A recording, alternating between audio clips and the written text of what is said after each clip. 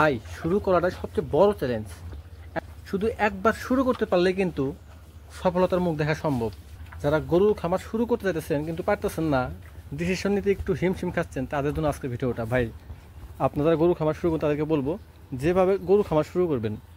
আপনাকে প্রথমে গরু খামার শুরু করার আগে গরু সম্বন্ধে বিস্তারিত তথ্য জানা অনেক প্রয়োজন।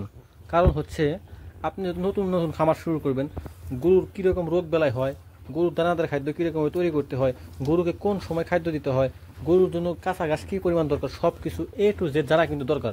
গরুর জন্য কীভাবে শেড তৈরি করতে হয় সব কিছু আপনাদের কিন্তু জানা দরকার। তো মূলত প্রথমে যারা গরুর খামার শুরু করবেন তারা মূলত খুব সহজে কীভাবে কম খরচে একটা শেড তৈরি করা যায় সেইটা নিয়ে আগে কাজ করবেন। দ্বিতীয়ত, সুন্দর একটা ঘাসের জমি নির্বাচন করবেন যা থেকে পর্যাপ্ত পরিমাণ ঘাস পাবেন এবং আপনি আপনার গরুকে খাওয়াইতে পারবেন। এবং আপনাকে নিজে নিজে প্রণ করতে হবে যে আপনার গরুর খামারে শুরুর দিকে শুধু আপনি কাজ করবেন। ভবিষ্যতে যদি এটাকে অনেক দূর নিয়ে যেতে পারেন তখন আপনি লোক রেখে কাজ করতে পারবেন। কারণ শুরুতে যদি আপনি লোক রাখেন তাহলে কিন্তু আপনি এই খামার করে কিন্তু সফল হতে পারবেন না।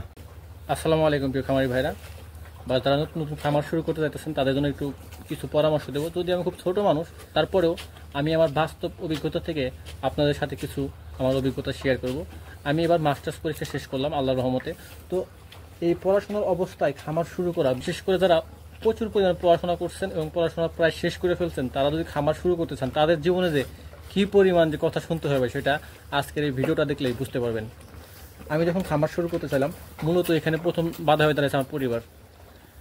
তারা কোনো মতে চাচ্ছে না যে তাদের ছেলে এত এত লেখাপড়া করে শেষে কিনা এই গরুর সেক্টরে আসুক এবং গরুর সাথে ভালোবাসার বন্ধন তৈরি করুক। কিন্তু ভাই ওদের সাথে আমার আত্মার সম্পর্ক, কারণ আমি সকাল থেকে শুরু করে একদম রাত্রি পর্যন্ত ওদের সাথে কাটায় দিই।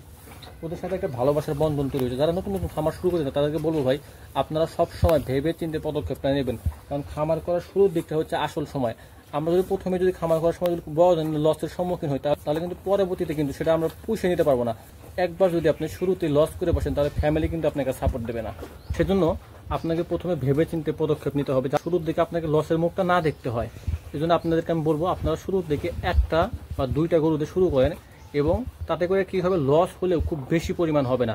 ইনশাআল্লাহ গরু যদি বড় ধরনের কোনো ক্ষতি না হয় তাহলে এই সেক্টরে লস হওয়ার কোনো সম্ভাবনা নাই। তাই আপনাদেরকে আপনার বলবো যে আপনারা শুরুর দিকেই দুইটা বা একটা গরুতে শুরু করেন। বেশি পরিসরে যদি আপনি ইনভেস্ট করেন এবং সেখানে যদি আপনি লস করেন তাহলে কিন্তু আপনি কিন্তু ভেঙে পড়বেন, আপনি কিন্তু ভাই আর উঠে দাঁড়াতে পারবেন না। আপনাকে শুরুর দিকে প্রত্যেকটা কাজে ভেবে চিন্তে করতে হবে এবং আপনাকে ভাবতে হবে কিভাবে একটা পয়সা হলেও এই সেক্টর থেকে বাঁচানো যায় এবং কিভাবে নিজে নিজে পরিশ্রম করে গরুর খামারটাকে আরও সামনের দিকে এগিয়ে নেওয়া যায়। তো প্রিয় খামারি ভাইরা, যে সকল ভাইরা ভাবতেছেন যে আপনারা নতুন নতুন খামার শুরু করবেন, ঠিক আছে, তাদেরকে আমি বলবো আপনি আপনার খামারে নিজে পরিশ্রম করবেন, এই মেন্টালিটিটা মাথার ভিতরে গেঁথে নেন। তাছাড়া কিন্তু আপনি যদি শুরুতে লোক রাখেন ভাই তাহলে কিন্তু আপনি সফল হতে পারবেন না। কারণ পৃথিবীতে এমন কোনো মানুষ নাই যে অন্যের কাজ মন মতো মন থেকে করে।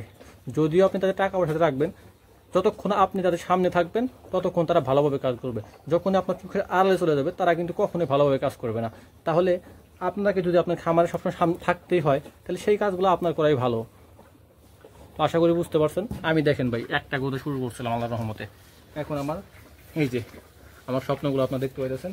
সবাই আমার জন্য দোয়া করবেন, ভালো থাকবেন। এবং যারা নতুন খামার শুরু করতে চাইতেছেন এইভাবে শুরু করবেন।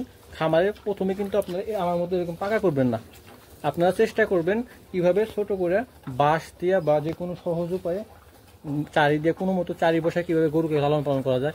এত পাকা শেডও দরকার নাই, পাকা টাকা কোনো শেড লাগবে না ভাই। শুরুর দিকে কেউ কখনো পাকা শেড, যারা মধ্যবিত্ত ফ্যামিলি আছেন তারা শুরু দিকে কখনোই পাকা শেডে গরুর জন্য পাকা শেড তৈরি করবেন না। আপনারা শুধুমাত্র একটা ইট দিয়ে গরুর পাও রাখার মতো জায়গা হলেই হবে।